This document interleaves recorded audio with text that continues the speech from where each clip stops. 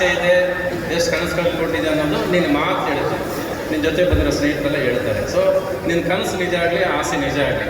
ನಾನು ಒಂದಂತ ಹೇಳ್ತೀನಿ ರೀ, ಹೆಣ್ಮಕ್ಳಿಗೆ ಡೆಲಿವರಿ ಪೈನ್ ಅಂದರೆ ಗೊತ್ತು, ಆದರೆ ಪ್ರತಿ ಸಿನಿಮಾ ಮಾಡಬೇಕಾದ್ರೆ ಪ್ರತಿ ಒಂದು ಡೆಲಿವರಿ ಪೈನೇ. ಆದರೆ ಆಪ್ರೇಷನ್ ಮಾಡೋದು ನೀವುಗಳು, ಸಿಸೇರಿಯನ್ ಮಾಡೋದು ನೀವುಗಳೇ. ಫಸ್ಟ್ ಏನಾದರೂ ಒಂದು ಆಪ್ರೇಷನ್ ಮಾಡಿರಿ. ಆಪ್ರೇಷನ್ ಮಾಡಿದ್ರೆ ಎಲ್ಲ ಪಿಕ್ಚರ್ ಅಲ್ಲಲ್ಲೇ ಸತ್ತೋಗುತ್ತಲ್ಲ, ಬದುಕ್ಸ್ರಿ ಫಸ್ಟ್ ಅಲ್ವಾ, ಬದುಕ್ಸ್ರಿ ಫಸ್ಟು. ಯು ಶುಡ್ ಹಲೋ ನೋಡ್ಬೇಕು, ಸಿನಿಮಾನ ನೋಡಬೇಕು. ಫಸ್ಟ್ ಆಫ್ ಆಲ್ ಥಿಯೇಟ್ರಿಗೆ ಹೋಗ್ಬೇಕಾದ್ರೆ ಪ್ರತಿಯೊಬ್ಬರಿಗೂ ಇವತ್ತೊಂದು ರಿಕ್ವೆಸ್ಟು, ಪ್ರೇಕ್ಷಕರಾಗಿ ಸಿನಿಮಾಗೆ ಹೋಗ್ರಿ, ವಿಮರ್ಶೆ ಮಾಡಕ್ಕೆ ಮಾತ್ರ ಸಿನಿಮಾಗೆ ಹೋಗ್ಬೇಡಿ. ವಿಮರ್ಶೆ ಮಾಡೋದು ಐಡಿಯಾನೇ ಕೂತಿರ್ತೀರ, ಕೂತ್ಕೊಂಡು ಕಮೆಂಟ್ ಮಾಡೋದು, ಲೈಕ್ ಮಾಡೋದು, ಕಮೆಂಟ್ ಮಾಡೋದು, ಲೈಕ್ ಮಾಡೋದು. ಯಾವನ್ ಕೇಳಿದೆ ನಿಮ್ಮ ಕಮೆಂಟ್ನ, ಅದ್ರಲ್ಲಿ ₹1 ದುಡ್ಡು ಬರಲ್ಲ ಅಂತ. ಫಸ್ಟ್ ಆ ಲೈಕಿಗೆ ಸಾಯೋದನ್ನು ಬಿಡ್ರಿ. ಸಿನಿಮಾದವ್ರು ಅವ್ರನ್ನ ನೀವು ಸಿನಿಮಾ ಸೇರಿದ್ರೆ ಸಿನಿಮಾ ನೋಡ್ತಿರ್ತಾರೆ, ಅವ್ರು ತಗೊಂಡ ಕ್ಯಾಮ್ರಾ ಇಟ್ಕೊಂಡು ಕೂತಿರ್ತೀರ, ಅವ್ರು ಸಿನಿಮಾ ನೋಡೋದ್ಬಿಟ್ಟು ನಗ್ತಾ ಕೂತಿರ್ತಾರೆ, ನಗು ಬರ್ದಿರು ನಗ್ತಾ ಕೂತಿರ್ತಾರೆ ಥಿಯೇಟ್ರ್.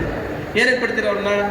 ಪ್ರೇಕ್ಷಕನ್ನ ಸಿನಿಮಾ ಥಿಯೇಟ್ರಲ್ಲಿ ಪಿಕ್ಚರ್ ನೋಡಕ್ ಬಿಡ್ರಿ. ಅವ್ರು 2.5 ಗಂಟೆ ಅವ್ರು ಮೈ ಮರ್ಸಿದ್ರೆ ನೀನು ಅದು ಸಿನಿಮಾ ಆಗೋದು.